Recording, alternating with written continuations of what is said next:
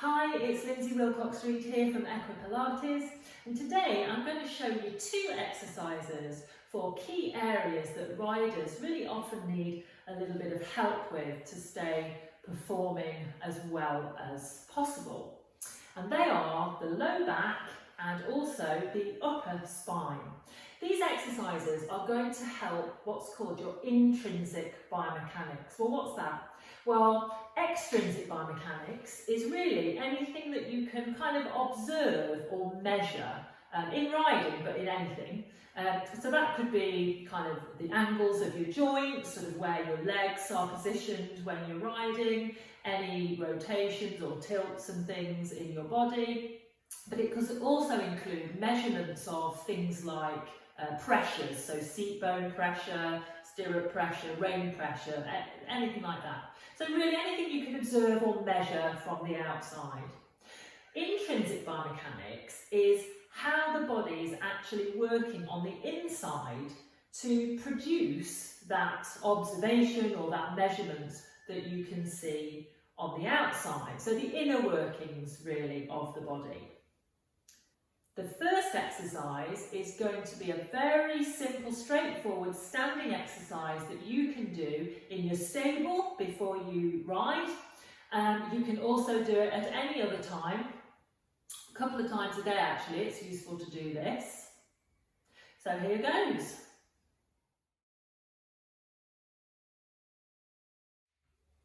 You're going to stand about 6-8 inches away from a wall, with your feet together and your arm resting on the wall, shoulder and elbow and forearm with the elbow bent. And the exercise is going to be keeping your upper body still so that arm, shoulder, forearm stays completely connected to the wall all the time. But then what we're going to do is just glide the hips to touch the wall and then release again. We're going to do that 8 times. So it's quite a fluid movement, just this kind of side gliding action, breathing while you're doing it. And this helps to release the lower back, mobilise the lower back. And when you've done 8, we're going to turn around and do the same on the other side. So try to make sure when you do that your feet are the same distance away from the wall on both sides. And then as you do the second side, just notice whether that feels the same as the first side, or do you notice any differences? So as I say, we're going to do 8.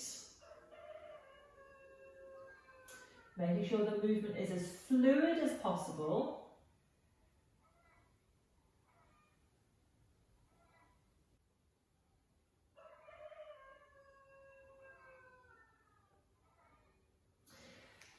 And then when you've done 2 lots of 8, you're going to repeat another set of 8 on each side. So take a bit of a check-in really of how the second set of 8 feels compared to the first set of 8 on each side. So you may still notice a difference between the 2 sides, but you may notice a difference between the second set of 8 and the first set of 8.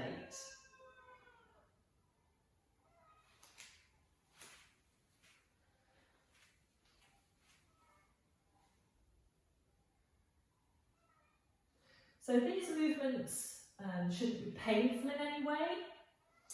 They might feel a little bit kind of pulley, or you might think, oh, that feels an unusual kind of movement. But as always, if it's painful, then don't do it, and consult your health professional for some advice. But that exercise can help to improve the movement available in the lower back and also the pelvis, so that you can absorb the horse's motion in 3 dimensions. So that's forward and back, and side to side and in rotation as well. So quite a key area really.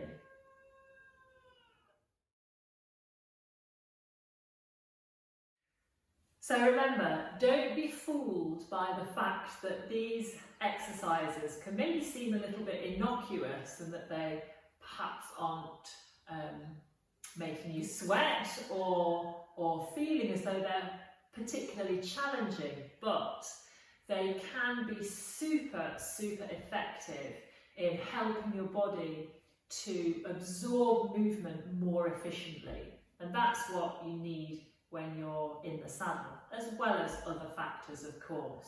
And we'll be doing a little bit of strength work next session. But these can really help unwind patterns that you may be struggling with a little bit. This next one is for your upper back and also can help your shoulders, which in turn can help your rein contact and so on and so on. Now, this one you'll need a trusty broom handle. So I'm sure as a horsey person you've got access to a broom handle. Try to make sure it hasn't got a broom on the end of it, I might add, because that'll make it a little bit wonky. So we're going to be doing this seated, and it's an exercise to help your rotation. So if you find that circles or turns are a bit more difficult one way than the other, that can, by the way, be due to how your pelvis is aligned in the saddle. So go back to last week's exercise and revisit that first one with the release for the hips if you haven't done that already.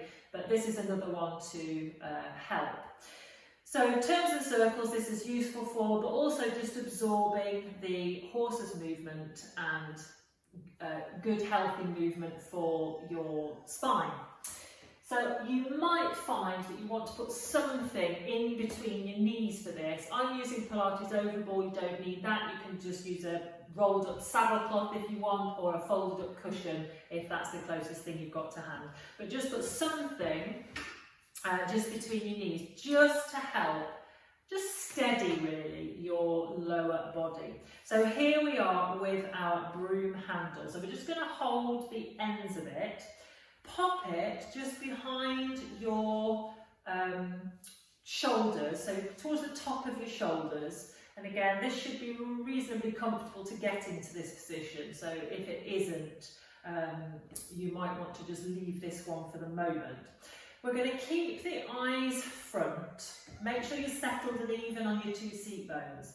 And then we're essentially just going to slowly begin to rotate the upper body, making sure you're breathing, and then again keeping your eyes softly focused in front. We're going to just gradually start to use a little bit of momentum in this exercise. This is a mobiliser, so we don't need to be kind of thinking about keeping everything very steady. We want to think about and feel almost a sense of playfulness in this movement actually. I like to imagine that my body is like a rattle drum and just spiralling from side to side. And you may notice in this that one side feels easier than the other. I can feel that one side of me is easier than the other, so I'll just encourage the other side a little bit. So again, making sure you're breathing. And if you want to, you could position yourself in front of a mirror to do this, in case you notice yourself kind of lower on one side than the other. So this wants to be relatively horizontal with the broom handle. We're going to do this for about a minute. And then just come to a stop. Bring your broom handle over and notice how that feels. Let me know how you do with those two exercises. As always, I'd love to hear some feedback and how you've gone on with them.